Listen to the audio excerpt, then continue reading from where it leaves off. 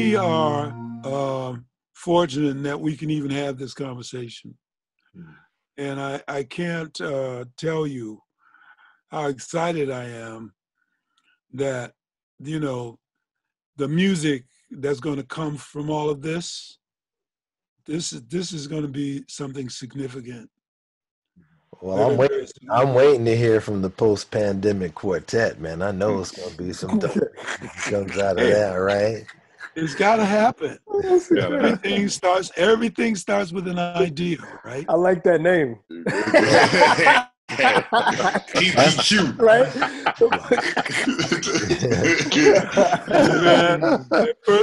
First we had the options trio. Right. I mean, you know, hey man, it starts with an idea, and you know, for some reason we've been blessed in that we have something that we can share. Yeah. Something that we can share that really shows our humanity, not only as individuals, but collectively, where we all come from. You know, my folks came up from Mississippi. They made that migration to Detroit. And if they hadn't, we would not be having this conversation. Yeah.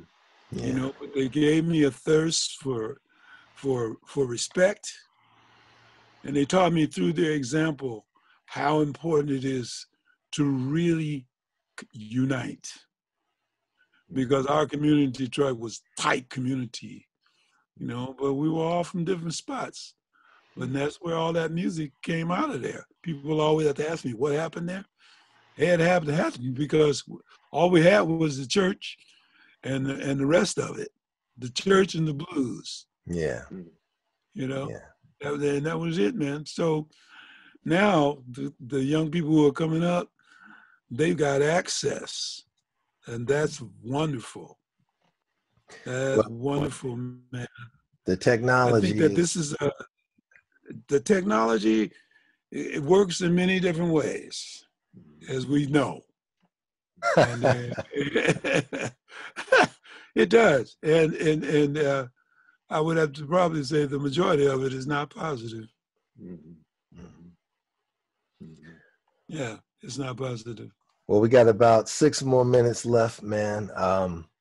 Just want to. But I want you to know one thing. Every day, for months now, I've been speaking with Sonny Rollins, because he's my mentor. And on some days we talk twice a day. And Leroy, he knows you. Really? From the tribute. Yeah, he knows you. He never forgets anything. It's amazing the memory that he has. Wow. I mean, deep shit.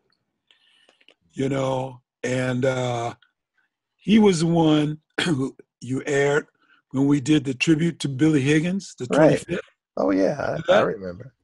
I mentioned your name. He says, "Oh yeah, I remember that guy." So some kind of way, Sonny does not use a computer, but he does use a phone. So some kind of way, I want you and Sonny to have a dialogue. I'm going to mention that to him. Okay, so no doubt. That we talked today, and just what you're doing here. Yeah. So then he'll know. I report everything to him. Oh man. Yeah, everything. I don't hold anything back. I mean, he knows what's happening with my life, and now because we've come together as a collective, and it is a collective, which is the fear of many people, that we can actually form a collective, and we're in unity with each other. So I'm going to share this conversation with him and let him know what we were talking about, and maybe at some point, I'll ask him if you're able to call him. Yeah, oh, absolutely. Because a lot of people are starting to do that. You know, to have conversations with him. So, you know, I'd be honored. This is just good. Yeah. Well, I'm gonna give him a full report. All right. And, let him know if it's cool for me to give you his phone number. So you got, because you know the jazz guy. See, the jazz guy is all up in everybody's grill. I mean, you know, he was one of the first guys. He got to Sonny. Yeah. You know, and that's good. It's been great for Sonny because a lot of people don't know. They don't understand the significance of what he did. You know, but we're exactly 10 years apart. He'll be 80 this year. No, he'll be 90. So he's been my mentor since I was 19. He came to Detroit and that was it. I said, shit. Wow. And then when I moved to New York, it just continued on, you know. But because of him and John Coltrane and a host of other people, you know, I've been able to survive to this point. Yeah. And to understand the significance of us being together, because a lot of brothers missed it. They got poisoned so early, they missed it. You know, didn't get to recordings, didn't get to make a statement about political issues. You know, so that's it for me, man. I don't have no more to say. You guys have given me so beautiful. Cool. I haven't practiced in weeks. I haven't missed it. You know, but I'll tell you, I had to be hospitalized for a week not too long ago because I had like what they call a fibrillated heartbeat. My heartbeat was playing as fast as Nasheed. So I had to be hospitalized. But that time in the hospital made me realize what isolation is really all about. Because you're in there and gentlemen, we're about to get chopped. Disrupting your rest. But you know, it gave me to say, I appreciate all of it. You know, amen. Stay healthy, whatever you do. Yeah, stay healthy. So yeah, you know, Benny took a quick break. I'm sure he'll be back with us, but just, you know, want to wrap up a couple of things with my brothers, talking about, you know, the music, this pandemic, and, you know, this other virus that's spreading across America, man. Now, I know this pandemic was probably created in some lab somewhere, and it seems come on, it's directed at us, man. Come on. You know? That's what it's looking like to me, man. I don't know how you feel about it, but, you know, I don't know what scientists were shaking it up like, yeah, this is it. We got diabetes in here.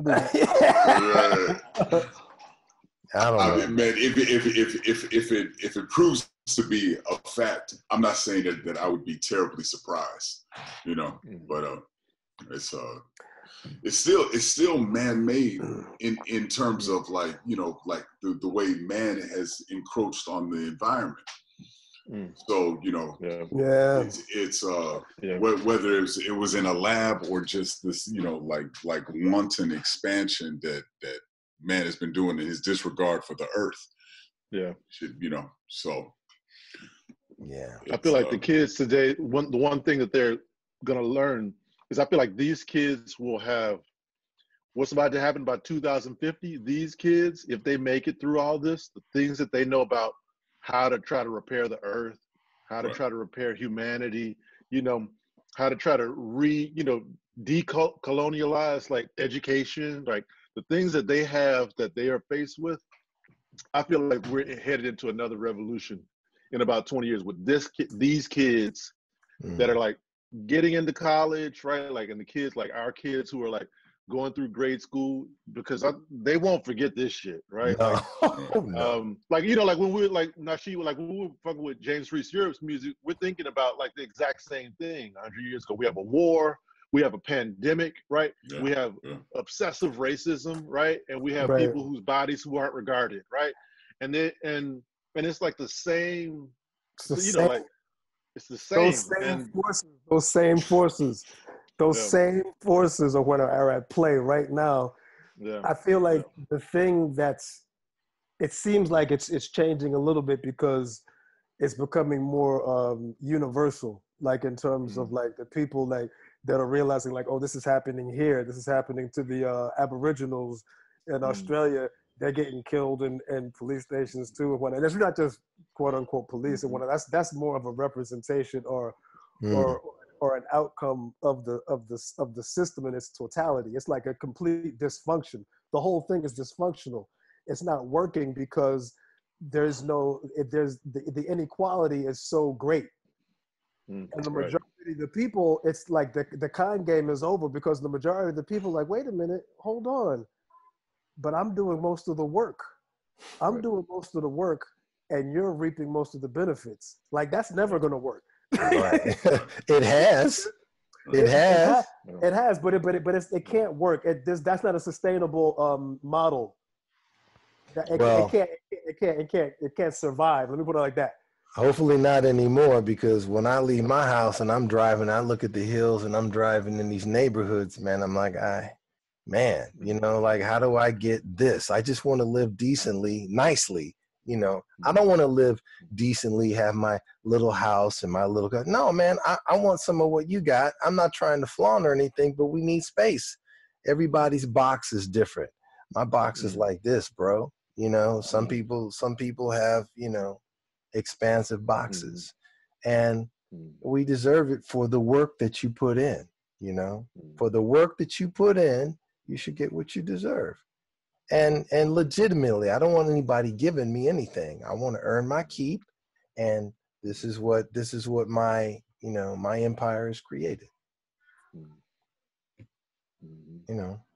I think if we also adopt kind of like it's basically like a European thing where it's like they don't live to work, they work to live. And prioritizing like that. I mean, I think that we're seeing the manifestations of like this uber capitalist society that's been going on. So, to keep things in check, you have to have a police, a militarized police force that thinks of everybody as the enemy. Well, then you keep people in line. Then you get motherfuckers to want shit that they can't afford, to strive for that just simply because, status symbols and the stuff. So it's I hope that all of this is maybe the beginning of like Jason was saying, these kids, they're thinking differently. They're thinking totally differently. I mean, different from what we've seen. And all empires fell. I mean, it's kind of a perverted way of looking at it, but I mean, how many people were there to document the fall of the Roman Empire? Shit, I mean, we're seeing this shit. It's like, I don't want it to fail, but this is the house that they've made. Right. And they ain't trying to let it go. And that we've built. Oh no! Don't think that we're gonna hold up some signs and like, hey, give us some. That shit ain't gonna happen. Give you some. Yeah, there's gonna have to. There's always. Anytime there's change, there's pain involved. I mean, I think that's just nature. I think that's nature, like birth. When you give birth, it's not like. And then all of a sudden, it's not like, oh yeah, you turn your head, and all of a sudden you're there. We were all there. That stuff was just heavy. It's like you have to let a lot of stuff go, and you learn a lot. I mean, in this time for myself, I know there were a lot of people that were like, "Yo, you're writing a lot of music, or you doing that?" And I was like, I'm doing that, but it really. Are you practicing a lot? And for me, it was more about trying to turn inward and reflect and trying to see how I can improve myself as a person, my relationships, and then you see your children, and then you're like, you start wondering, you're like, okay, you see how your positive and negative attributes are manifested in them. Right. And then you're like, oh, I'm yelling at him about something, but he learned that from me. So let me really check myself. Let me check myself and whatnot. And it's been a very humbling experience for me because it's made me really kind of like want to, work on the many things that I need to work on personally. to become a better person, so I can understand not only myself, but I can understand my surroundings, that I can better inform my child, that I can better, relate to my partner, and the people that I care about in a way, we've all done things that I've done some things that I'm, maybe not necessarily proud of, but just trying to improve. Really, just trying to improve. Trying to shed that exoskeleton and become not a new person, but try to improve upon what we have already. As personally speaking, it's a long road, but this type of time with yourself and with your people is very revealing. And for me, it's been extremely revealing. Like, the sheep, you need to work on this, brother. No, this is Mirror following you all around the house. Sheep Like, nah, brother. No, that's you. You need to check yourself and work on some stuff. And I'm like, that's right. So it's been, for me, it's been helpful in that regard. Hopefully, I can really make some improvements in a lot of ways. Well, one thing that I was thinking, and I used to think about this a long time until I broke this bubble, is the figure of $30,000. I had a job where I made $30,000. $30,000 is just enough to put you in your place. You got enough money for gas, maybe rent. Don't think about traveling or going anywhere or buying a whole bunch of things. Your life is around that figure. And you might think it's a decent amount of money, and you're working and you're living and you're earning your keep. But that ceiling right there, man, it seems, and I know a lot of people are making that, it just seems to keep everybody in check and in place. And I think, that was administered for, a certain reason, Yeah, and they it's all this. The difference between, say, like a country like Germany and the United States. The United States bases its assessment of its economy on some speculative shit. Wall Street, these aren't tangible things. Whereas Germany is like, their worth is, no, we have this. Yeah. So being that we live in this society, I mean, you talk about, you hear on the news, people saying, oh, the economy is doing as well as it's ever had, but economic inequality and that has been, man, it's bigger than it's ever been. Yeah, there's more money, but less people have it. And that's the whole thing about capitalism. It's like, we can't just invent more money. We have a finite amount of resources. And if you have more, inevitably somebody's going to have less. And I don't want people to have, those people, it's like, man, make what you make. But if it's based on this inequality, that becomes tricky. Yeah. Well, look, fellas, man, it's it's been great spending time with all of you, in terms of, the music, the pandemic, this systemic racism that's coming out, just leave some last words on it for me. Nasheed or Eric? I'm this is, like I said, it's been kind of like lightning in a jar. All of these things have happened, and I'm really, I'm very looking forward to playing with my brothers here, and kind of stepping into what will be the new normal. I think it's an exciting time, and stuff will come from, new music, new books, and I'm looking forward to that. Nasheed? Yeah. This is a time for the ages, no doubt. I talked to my grandmother. She's 102, and she was like, "I ain't never experienced nothing like this, baby." Wow.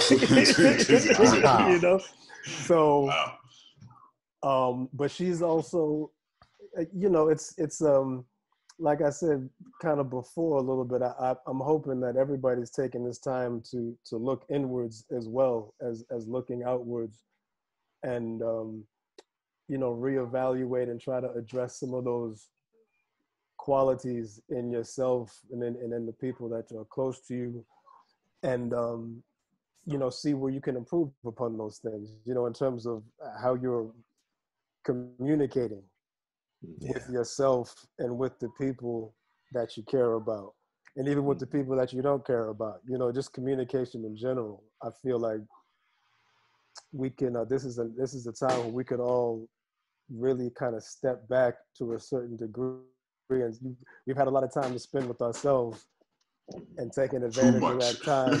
You know what I'm saying? I mean, we've all gone, but I feel like we've all gone through, like, I feel like, and there's been times where it's like you realize how selfish you are as a human being, because, you know, there's been times where I've been in this and I've been like, how could this happen to me? You know, and then you're like, oh yeah, this is like literally everybody on the planet. Now everybody's experiencing it in different ways, but you know, there's been a large amount of us are dealing with, you know, the isolation, you know, and how do you confront these types of things? But it's really like, who are you? Who are you as yourself? And you have to, and then once you discover who that person is, it's like, oh, okay, is that the person I want to be? For myself, for my family, for my children, for the people that I communicate with, you know, for the person I cross in the street, you know, who do I want to be? Yeah. Want to be the best person I can. Yeah. Yeah. It's a, I mean,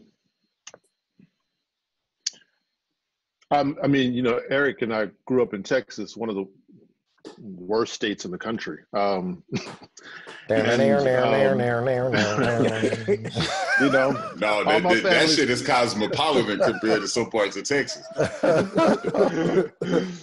So there's, you know, and I say that because I ran away. I mean, I say ran away. All my family's there. I also love where I'm from. There's no doubt about that. But I think the distance that this creates, like from even just the relationships I have with my family, have been difficult. It's been great to be at home with my immediate family, because I've never done that in all of my child's lives. Have I been at home this much ever? And with them every night, you know. And there's a part of that really is making us bolder as a family. And I have often asked myself, I don't know if I can return to the schedule I once had before this. How it treated, how cavalier I was about travel, how cavalier I was. I don't know, like, look, because I also need to play, right? That's our craft, is we need to play with each other. We need to, like, try to express, we need to, you know, but there was a part that I felt like it was a given, you know, and to have it all be put on pause is healthy for me. And that there was work that I had to also say to myself that my politics should always be reflected in the work that I make. So that if I look back at the year's calendar, it better say some shit in it. Right, it better about say yourself. That I've said something on a stage to somebody. And if it didn't, those ain't the right gigs. And I really tried to focus on working with people like these people here who really support the ideas of change happening from the stage, not passively saying, I'm gonna play the music, but I don't stand for none of the cause. And there should be, at some point, it will happen. People will be called to the judge's table to address their silence, period, in the game, period. I mean, looking at record after record after record, moment after moment after moment, digging their hand in the Black economy over and over and over, and never offering nothing back. We have watched it happen, and it's happened for decades and generations of musicians, you know. I'm looking at Louis Armstrong's legacy with his relationship with his manager. It's interesting. Trumpeter has to go to his manager and ask for money, and then they just automatically gets his money. But does he know his own money? Right? Like, there's a lot that is happening in our economy that is a little bit threatening to me. And I want to make sure that moving forward into however, I feel like it's 4 or 5 years away, really. whenever that happens again, that we come back with, you know, I don't know, like a new team, new kind of energy, and also hopefully, you know, a way to sustain ourselves without, well, I work at these big institutions, but I'm trying to say without them. Right. Also, I'm also saying that because there's real power when we do it for ourselves. Sure. That's what you have done, you know, that you have made platforms for people. And I don't know, but I'm happy that I have time to be alone, but I'm worried for the future, but because I know it's going to be some real confrontations that happen, just like those happening in the streets right now. Well, you know, you talk about those big platforms. I think, you know, a lot of those are going to be more open to, they have to be more open to our voices now. And so even though you've been there and no matter what you've presented in the past, I think when you go to the directors meeting and you put this on the table, I don't, you know, out of either agreeance, guilt, or whatever it is, I think, you know, some projects are going to be, but yeah, we should do that. We should do that, you know, because everybody wants to get on the bandwagon. You know, everybody wants to look like, you know, they're with it, whether they are, whether they're not, whether it's the truth or not. I think everybody's still moving this thing in a forward direction, you know. Well, look, fellas, it's been beautiful, man. I'm so glad we had this time. It was great. Thank you, brother. Yeah, I appreciate each and every one of you. Yes, y'all, you watching the long version, the extended version. That's right. Yeah, right. We're some human beings and some brothers that have had some things to say and still do. So thank you for tuning in to the Just Jazz Cafe. We'll check you out next time. Peace. All right, y'all. And there it is. Good seeing y'all, man. Peace and love, brother. Please take care of yourselves. Yeah, for sure. sure. All right. Sure. Let's be in touch, man. Yeah, yes, for sure. All right, man. All right, fellas. Easy.